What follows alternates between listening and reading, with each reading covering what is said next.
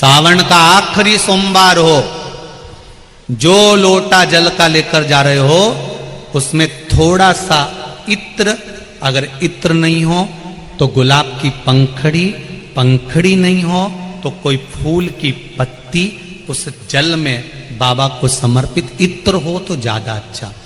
आखिरी सोमवार को या सावन महीने का आखिरी दिन आप शिव को जब 2 लोटा जल चढ़ाएं तो उसमें इत्र का भाव रखकर, कामना कर कर, त्र्यंबकेश्वर बाबा का स्मरण कर कर और महामृत्युंजय मंत्र को जपते हुए। कौन सा मंत्र? ये वेद का बड़ा सुंदर मंत्र है, इसको चिल्लाकर नहीं बोला जाता, भीतर महामृत्युंजय मंत्र का स्मरण करते हुए।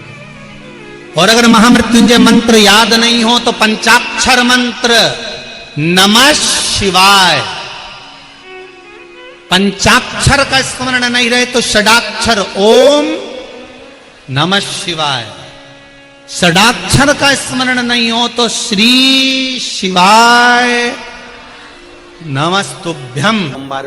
और मेरा निवेदन सभी मेरी जीजियों से, मेरे जीजाओं से, मेरी बेटियों से, बेटाओं से, मेरी माताओं से, श्रावण के महीने के जितने सोमवार रहें, प्रत्येक सोमवार को शंकर जी का अगर मंदिर जा सको तो ठीक है, ना जा सको तो शिखर का दर्शन, और वो भी ना कर सको तो अपने घर में जो शिवलिंग है उस पर 3 बार, 3 छोटा सा लोटा ले लो, बड़ा लोटा ले लो, कैसा भी 3 बार शिव जी का नाम लेकर 3 बार जल को अवश्य चढ़ाओ। जितने सोमवार पड़े श्रावण के महीने में आप 3 बार, भले 1 लोटा जल है उसी को रोक रोक कर 3 बार चढ़ाओ, और 3 बार चढ़ाओ। जैसे शिव मंदिर में 3 ताली का नियम है, सावन महीने में 3 लोटा अर्थात 2 लोटा जल पर रुककर 3 बार अगर जल चढ़ाया जाता है तो ब्रह्मा, विष्णु और महेश उस जल को स्वीकार कर कर तेरे घर का भंडार भर दे।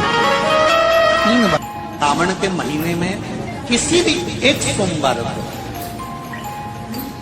अगर व्यापार नहीं चल रहा है, नौकरी नहीं मिल रही है, तो कोई तकलीफ आ रही है, तो कोई कष्ट आ रहा है, कोई रोग बढ़ रहा है, डॉक्टर से ऐसा लग रहा है कि ये बड़ी बीमारी बताने वाला है, शरीर में कोई गांठ पड़ गई है और वो जांच के लिए गई है, तो बिल्कुल श्रावण के महीने में किसी भी एक सोमवार को गंगा जल लेकर जाइए शिव मंदिर में, शंकर जी के मंदिर में थोड़ा सा गंगा जल नंदी को समर्पित कर कर, थोड़ा अशोक सुंदरी को समर्पित कर कर, थोड़ा गणेश और कार्तिकेय को समर्पित कर कर, थोड़ा सा गंगा जल जया, विषहरा, शामरी बारी, दौतली और देव को समर्पित कर कर, थोड़ा सा गंगा जल शिवलिंग को समर्पित कर दो। उस गंगा जल को वापिस झेल कर लेकर आओ, 3 दिन तक लगातार उस गंगा जल को पीना प्रारंभ करो। उसके बाद जांच के लिए आप कहीं पर भी जाइए, बाबा कृपा जरूर करेगा, ये निश्चित था।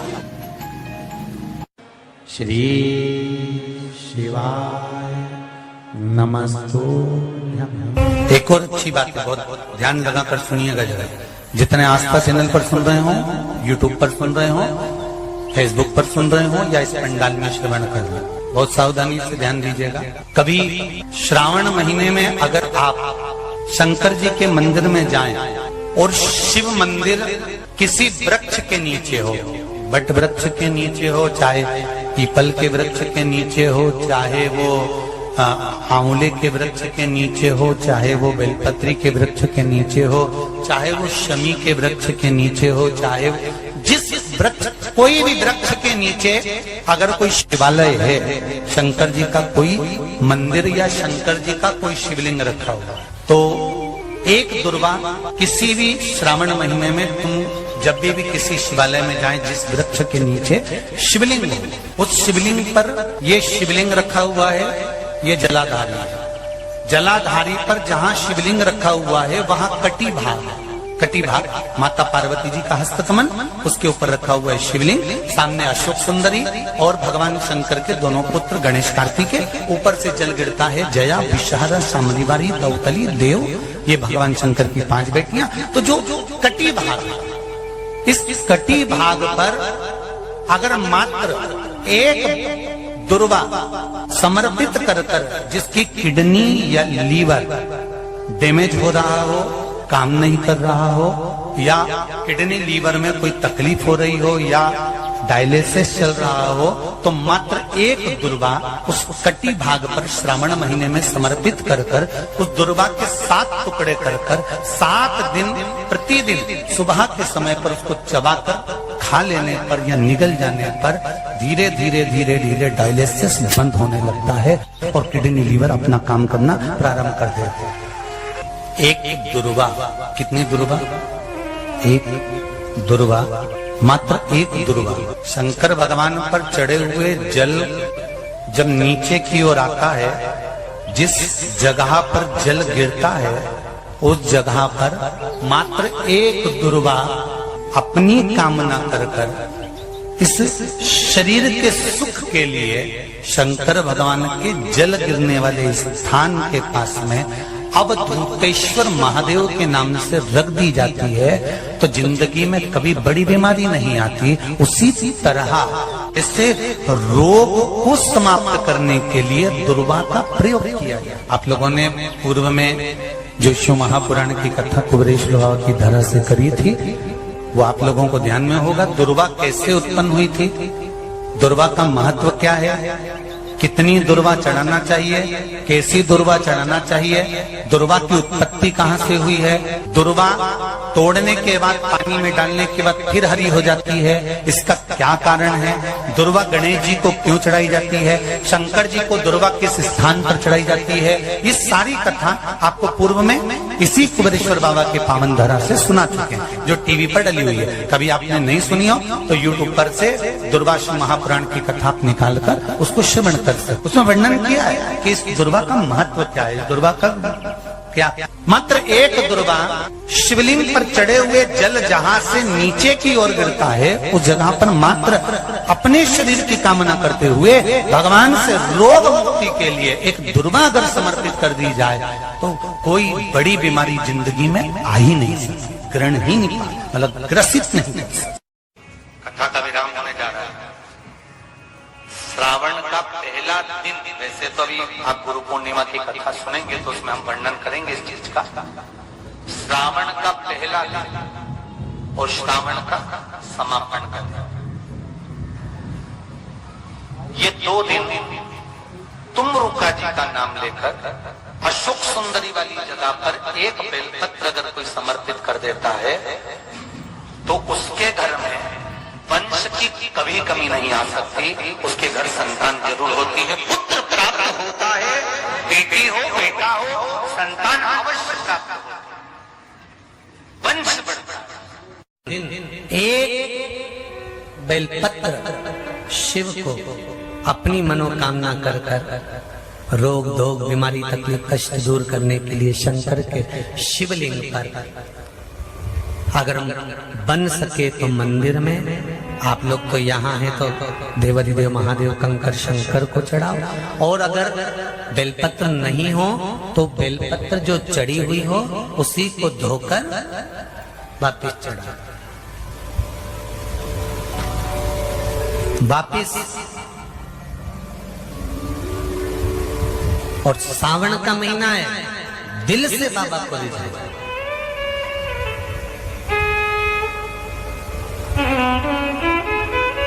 हम धर्म करने के चक्कर में, परमात्मा के भजन के चक्कर में किसी का अपमान ना करें। इसका जो माताएं श्रावण के सोमवार का व्रत करती हैं वो पशुपति व्रत मत करना, जो श्रावण के सोमवार का व्रत नहीं करती हैं वो पशुपति व्रत कर सकती हैं, उनको पशुपति व्रत करने का मना नहीं। पर यदि श्रावण का व्रत आप पहले से करते आ रहे हो, श्रावण महीने का व्रत करते आ रहे हो, या श्रावण के महीने में तुम सोमवार करते आ रहे हो, तो फिर पशुपति व्रत ना करते हुए इसको 1 महीना, भले 2 हुए हो 3 हुए हो 4 हुए हो, रोक दो।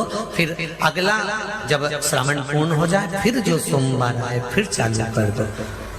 पर अगर श्रावण का व्रत करते हो तो, और अगर श्रावण का व्रत नहीं करते हो तो पशुपति व्रत चालू है, मना नहीं। श्रावण के महीने में जल चढ़ाने के पात्र 2 कर लो। कितने पात्र करना, जम के बोलो जरा। दो पात्र कर लो, भले दो हाथ में लेकर मत जाओ, एक के ऊपर एक कलश लेकर जाओ। उसका कारण क्या है? शंकर भगवान ने मां पार्वती के सम्मुख में गंगा का आवाहन करा था। तो गंगा जी ने आकर पूछा था, स्वामी जब पार्वती आपके नजदीक में विराजमान है तो मुझे बुलाने का कारण क्या था? भगवान शंकर कहते हैं, श्रावण का महीना प्रारंभ हो रहा है, जब मेरे ऊपर सृष्टि का भार आएगा तो मुझे गंगा और पार्वती दोनों की जरूरत पड़ेगी। जब घर में विवाह आता है, शादी आती है, कोई फंक्शन आता है, कोई मेहमान आते हैं, तो थोड़ी ड्यूटी बढ़ जाती है। रोज 8 बजे उठते हो, पर शादी रहती है तो कितनी बजे उठना पड़ता है? सुबह 6 बजे 7। यहाँ पर भी आप रोज अपने घर पर उठते होगे 8 बजे तक 7 बजे तक, पर यहाँ तो तुम जब सो रहे होगे तो सवेरे कब हो जाती है और रात कब हो जाती है तुम्हें नहीं मालूम पड़ता होगा कि कब रात हो गई कब सुबह हो गई। लोग ढोलक पीते पीते पीते पीते 11, 12, 1 और तुम्हारी लग गई झपकी और बज गई 3:30, सब लग गए लाइन में नहाने और तुम भी भगी जल्दी से नहाने। अब नहाने भी कहाँ जाएं? तो माता इतनी चतुर, उन्होंने कहा बरसती हो रही है जल की। भगवान भी सोच समझ के पानी गिराता था, 3 बजे से गिराना चालू करता था 6 बजे तक। उस बीच में भगवान को भी मालूम है मिश्रा जी कहाँ से नल लाएगा, इसलिए उन्होंने चारों तरफ से पानी गिराया और तो नहाना के अंदर। बोलो सही है कि गलत है? सब बाहर निकली धीरे से, इतनी चतुर राम जी, गजब की चतुर चतुर लोग आया है, गजब।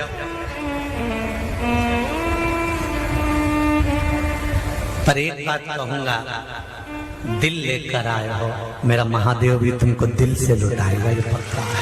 5 पुष्प और 5 लोटा जल। सोमवार के दिन शिव जी के मंदिर में प्रातः के समय पर बाबा को 1 बेलपत्र, 1 दुर्बा, 1 पुष्प, 1 लोटा जल समर्पित कर थोड़ी देर रोककर श्री शिवाय नमस्तुभ्यम या पंचाक्षर मंत्र ओम नमः शिवाय स्मरण कर महामृत्युंजय मंत्र का स्मरण कर फिर बेलपत्र, फिर दुर्बा, फिर पुष्प, फिर जल, ऐसा 5 पंच बेलपत्र, पंच दुर्बा, पंच पुष्प, पंच पात्र जल तुम रुका जी का नाम लेकर समर्पित कर उस जल का आचमन करिए। 5 सोमवार या 7 सोमवार करिए, बाबा गर्भ अवश्य ठहराएगा और संतान अवश्य हो। तुम रुका जी के नाम का स्मरण ही जीव का आनंद दे जाता है। बोल तुम रुकेश्वर महादेव की, नंदीश्वर महादेव की। शिव के नाम का उच्चारण हमारे जीवन का सुख दे जाता है। श्रावण का पहला सोमवार होता है शिव तत्व का, श्रावण का दूसरा सोमवार होता है देवी तत्व का, मां दुर्गा, मां भवानी।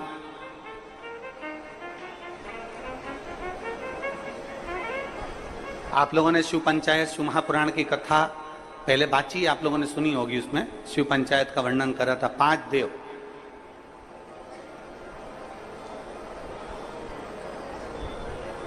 शंकर भगवान, स्वयं पंचदेव में प्रथमता प्राप्त कर बैठते। मां दुर्गा, भगवान नारायण शिव पंचायत में, भगवान भास्कर देव और स्वयं भगवान शिव के सुंदर आनंद धारण करने वाले श्री गणेश पंच।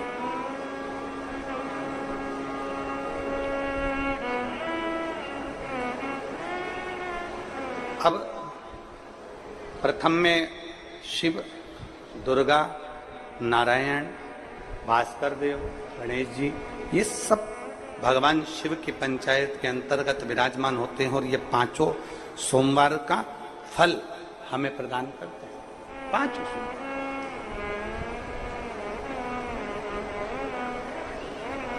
एक सोमवार की महत्वता है, एक सोमवार का क्रम है।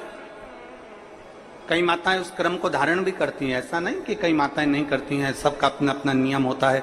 कोई शिव मंदिर में जाता है तो एक अक्षत एक चावल का दाना शिव जी को समर्पित करता है, कोई मंदिर जाता है तो एक पुष्प शिव जी को समर्पित करता है, कोई मंदिर जाता है तो एक बेलपत्र शिव जी को समर्पित करता है, कोई मंदिर जाता है तो जल समर्पित करता है। सबका अपना अपना भाव है, जैसे तुम शिव को मना सकते हो। जैसे आप भगवान शंकर को नहीं जा सकते। और मेरा निवेदन सभी मेरी जीजियों से, मेरे जीजाओं से, मेरी बेटियों से, बेटाओं से, मेरी माताओं से, श्रावण के महीने के जितने सोमवार रहें, प्रत्येक सोमवार को शंकर जी का अगर मंदिर जा सको तो ठीक है, ना जा सको तो शिखर का दर्शन, और वो भी ना कर सको तो अपने घर में जो शिवलिंग है उस पर 3 बार, 3 छोटा सा लोटा ले लो, बड़ा लोटा ले लो, कैसा भी 3 बार शिव जी का नाम लेकर 3 बार जल को अवश्य चढ़ा। जितने सोमवार पड़े श्रावण के महीने में आप 3 बार, भले 1 लोटा जल है उसी को रोक रोक कर 3 बार चढ़ाओ, और 3 बार चढ़ाओ। जैसे शिव मंदिर में 3 ताली का नियम है, सावन महीने में 3 लोटा अर्थात 2 लोटा जल पर रुककर 3 बार अगर जल चढ़ाया जाता है तो ब्रह्मा, विष्णु और महेश उस जल को स्वीकार कर कर तेरे घर का भंडार भर गए। 3 बार जल। गंगा जल का प्रयोग एक तो पितरों के लिए, दूसरा श्रावण के महीने में किसी भी एक सोमवार को अगर व्यापार नहीं चल रहा है, नौकरी नहीं मिल रही है, तो कोई तकलीफ आ रही है, तो कोई कष्ट आ रहा है, कोई रोग बढ़ रहा है, डॉक्टर से ऐसा लग रहा है कि ये बड़ी बीमारी बताने वाला है, शरीर में कोई गांठ पड़ गई है और वो जांच के लिए गई है, तो बिल्कुल श्रावण के महीने में किसी भी एक सोमवार को गंगा जल लेकर जाइए शिव मंदिर में। शंकर जी के मंदिर में थोड़ा सा गंगा जल नंदी को समर्पित कर कर, थोड़ा अशोक सुंदरी को समर्पित कर कर, थोड़ा गणेश और कार्तिकेय को समर्पित कर कर, थोड़ा सा गंगा जल जया, विषहरा, शामरीबारी, दौतली और देव को समर्पित कर कर, थोड़ा सा गंगा जल शिवलिंग पर समर्पित कर दो। उस गंगा जल को वापिस झेल कर लेकर आओ। 3 दिन तक लगातार उस गंगा जल को पीना प्रारंभ करो। उसके बाद जांच के लिए आप कहीं पर भी जाइए, बाबा कृपा जरूर करेगा, ये निश्चित का। उस गंगा जल की प्रधानता, उस गंगा जल का एक गौ माता, गौ, गंगा और संत, ब्राह्मण, साधु, सन्यासी, सात्वित्ववान नारी, कन्या, स्त्री, इनका जो महत्व है उसको जान गए तो जिंदगी सार्थक हो। यदि भूलवश भी अगर कोई व्यक्ति मंदिर में बेलपत्र चढ़ा हुआ है और बेलपत्र उसने एकाग्रित कर लिया मंदिर के अंदर ही, और मंदिर में बेलपत्र एकाग्रित कर कर धागा लिया और उस कच्चे धागे में, उस कच्चे धागे के अंदर अगर उस बेलपत्र की डंडी को पीछे से उसने एक एक साधारण सी गांठ लगाकर उस बेलपत्र की माला को सिद्ध कर लिया, हल्की सी कच्चे सूत की गांठ लगाते लगाते मंदिर की चढ़ी हुई बेलपत्र को, शंकर पर चढ़ी हुई बेलपत्र को, शंकर की चढ़ी हुई बेलपत्र को ही उसने गांठ लगाकर जब माला सिद्ध कर ली और सिद्ध कर कर अगर वही माला भगवान शंकर को अर्पित कर देती है तो कहते हैं कि हमारा फिर पुनर्जन्म होता ही नहीं है। इस संसार सागर से हमारी मुक्ति हो ही जाती है, पुनर्जन्म से हम छूट जाते हैं। जैसे जगत गुरु शंकराचार्य जी कहते हैं पुनरपि जननम पुनरपि मरणम, उस प्रपंच से छुटकारा।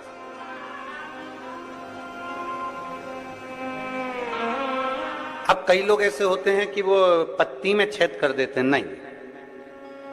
शिव महापुराण की कथा कहती है चाहे बेलपत्र हो चाहे तुलसी पत्र हो, चाहे बेलपत्र हो चाहे तुलसी पत्र हो, इन दोनों पत्ती के अंदर सुई को नहीं पिरोना चाहिए। बेलपत्र के अंदर भी सुई को नहीं डाला जाता और तुलसी पत्र के अंदर भी सुई को नहीं डाला जाता, दोनों पत्र में। हाँ, कच्चे धागे से आप उसमें डंडी में गांठ लगाकर भगवान शंकर को माला धारण कर सकते हो, पर कौन सी बेलपत्र? फिर से बोलो जरा जम के, कौन सी बेलपत्र? जम के आवाज आना चाहिए। जो शंकर भगवान पर चढ़ी हुई है वही बेल धोया, माला सिद्ध करी और वही माला मेरे देव अधिदेव महादेव को समर्पित कर दी, वही।